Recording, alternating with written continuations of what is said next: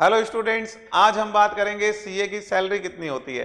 देखिए स्टूडेंट पूछते रहते हैं कि सीए को सर सैलरी कितनी मिलेगी, आप बताइए। हम सीए कर रहे हैं तो सीए बनने के बाद में जॉब मिल जाती है क्या, और मिल जाती है तो सैलरी कितनी मिलती है। तो देखिए आप समझिए, जॉब कंफर्म है। सीए की डिमांड बहुत ज्यादा है, नंबर ऑफ जॉब्स बहुत ज्यादा है और नंबर ऑफ चार्टेड अकाउंटेंट्स कम है, इसलिए जॉब तो मिलेगी ही, इसमें कोई डाउट नहीं। अब हम बात करते हैं सैलरी कितनी मिलेगी।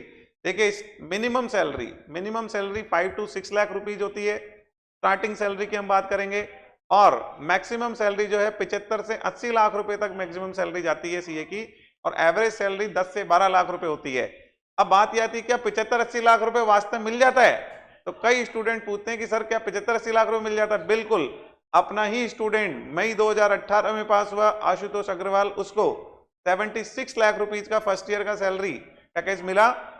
Company Olam international Singapore based company है, वहां से ऑफर मिला और उसने ज्वाइन किया।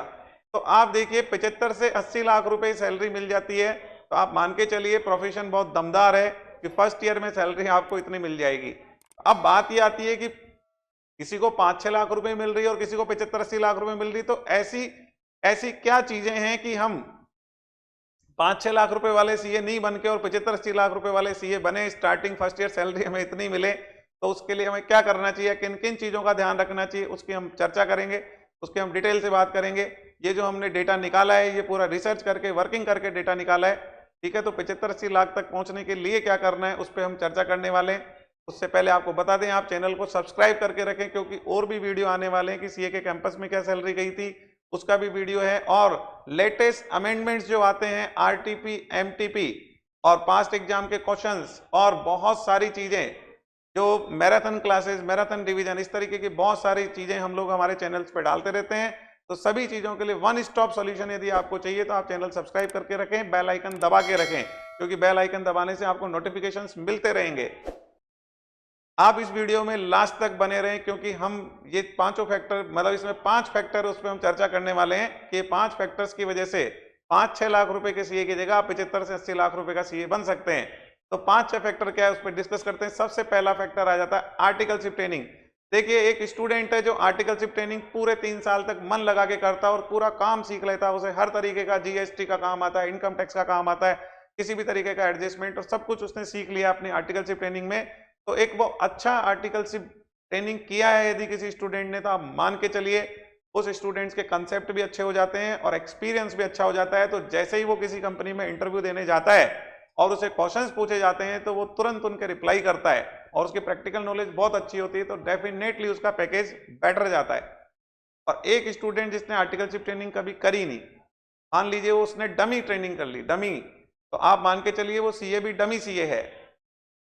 उसको, ऐसा स्टूडेंट को खुद का रिटर्न भरना नहीं आता है, वो खुद का इनकम टैक्स रिटर्न नहीं भर सकता, खुद का कैश बुक नहीं बना सकता, तो कंपनीज को क्या सर्व करेगा। इसलिए उन स्टूडेंट्स को जो सैलरी है कम मिलती है, ठीक है। और ऐसे स्टूडेंट्स तो कई बार क्या होता है, स्टार्टिंग के 1 साल 1.5 साल किसी प्रैक्टिसिंग सीए के ऑफिस में, सीए कंप्लीट करने के बाद में किसी प्रैक्टिसिंग सीए के ऑफिस में जाते हैं काम सीखने के लिए, ठीक है। काम सीखने के लिए तो पैसा मिलना ही नहीं चाहिए, लेकिन फिर भी सीए की डिग्री होने की वजह से 20-25 हजार रुपये उनको मिल जाते हैं, लेकिन 1 साल उनको काम सीखना होता है। तो काम सीखने के भी पैसे मिलते हैं, तो ये तो बहुत ही बढ़िया बात है, काम सीखने के भी पैसे मिलते हैं। लेकिन आप ऐसा समझिए कि वो जो स्टूडेंट जिन्होंने आर्टिकलशिप ट्रेनिंग अच्छी नहीं करी है, उनको काम सीखना पड़ता है और उस टाइम पे बहुत कम अमाउंट पे उन्हें काम भी करना पड़ता है, लेकिन वो पैसा जो मिल रहा होता है वो काम सीखने का पैसा मिल रहा है, इसलिए उसको हम सीए की सैलरी नहीं बोल सकते। कई बार र्यूमर आ जाती है मार्केट में कि सर 20,000 में सीए काम कर रहा है, सर 25,000 में सीए। अरे वो काम नहीं कर रहा है, वो काम सीख रहा है। जिस दिन वो काम सीख लेगा वो नहीं रुकेगा 20-25 हजार रुपए में, चला जाएगा, वो बढ़िया कंपनी ज्वाइन कर लेगा। इसलिए आप उन र्यूमर्स में नहीं जाएं कि सीए को 20-25 हजार रुपए में सीए काम कर रहा है, ठीक है। ये बिल्कुल क्लियर होना चाहिए। तो सीए का जो मिनिमम सैलरी 5 से 6 लाख रुपए हमने बोला, मैक्सिमम सैलरी 75-80 लाख रुपए हमने बोला। तो हम बात ये कर रहे हैं कि जो डिफरेंस है उसमें पहला रीजन हमने बताया आर्टिकलशिप ट्रेनिंग। अच्छी आर्टिकलशिप ट्रेनिंग आपकी है तो आप बढ़िया पैकेजेस तक पहुंच सकते हैं, आपके कॉन्सेप्ट क्लियर है, प्रैक्टिकल नॉलेज है, आपको सारा काम आता है, तो डेफिनेटली आप अच्छे पैकेजेस पे जाएंगे बजाय कि मिनिमम पैकेजेस पे जाने के। चलिए, इसके बाद में आर्टिकलशिप ट्रेनिंग के बाद में दूसरा फैक्टर आ जाता है number of attempts. Number of attempts क्या मैटर करते हैं? यस, आपकी स्टार्टिंग सैलरी में नंबर ऑफ अटेम्प्ट्स मैटर करते हैं। यदि कोई स्टूडेंट है वो फर्स्ट अटेम्प्ट में पास हुआ है, कोई स्टूडेंट है 3 अटेम्प्ट में पास हुआ है, कोई स्टूडेंट 5 अटेम्प्ट में पास हुआ है, तो नंबर ऑफ अटेम्प्ट यदि ज्यादा लगे हैं तो आपकी स्टार्टिंग सैलरी थोड़ा सा डाउन हो सकती है, थोड़ा सा आपकी सैलरी स्टार्टिंग सैलरी डाउन होगी।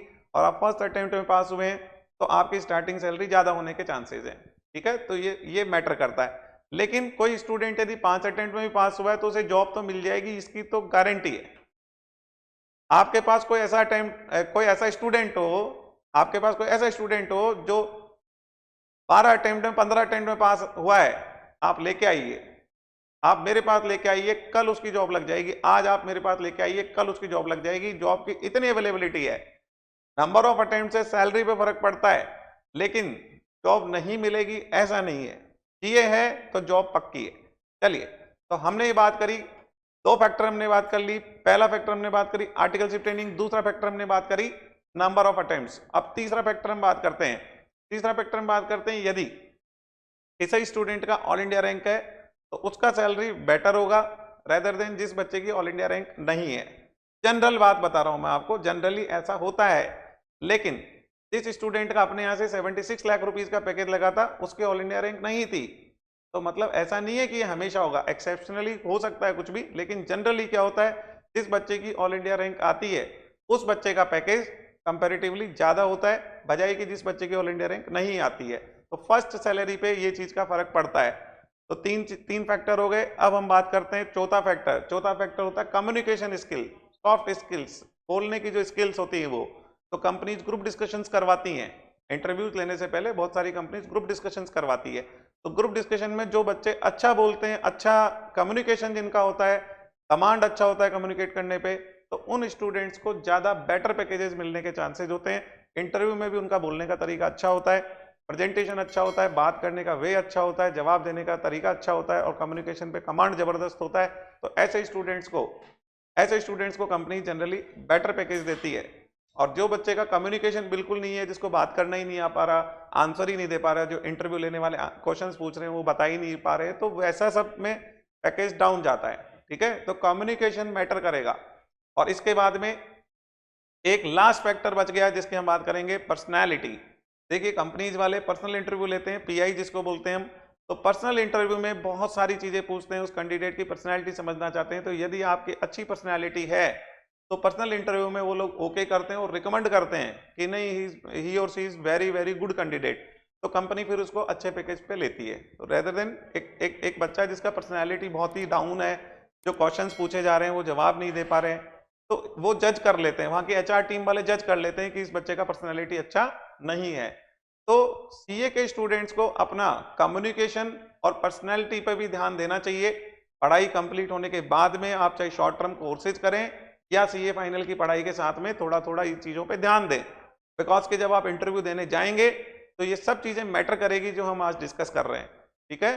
तो ये 5 फैक्टर हमने डिस्कस किए और पांचों फैक्टर ही इंपॉर्टेंट है।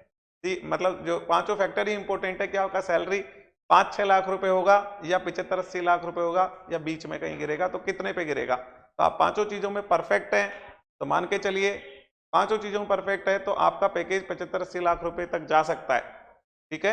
आप 3-4 चीज में परफेक्ट है तो भी 75-80 लाख रुपए जा सकता है, बिकॉज कि हमने बात करी थी कि ऑल इंडिया रैंक नहीं आई, उस बच्चे का पैकेज भी 76 लाख रुपीस गया था। इसलिए सीए होने का मतलब जॉब पक्की है, सीए होने का मतलब अच्छी सैलरी मिल जाएगी, सीए होने का मतलब आप सिक्योर हैं, सेफ हैं और आप एक प्रोफेशनल हैं।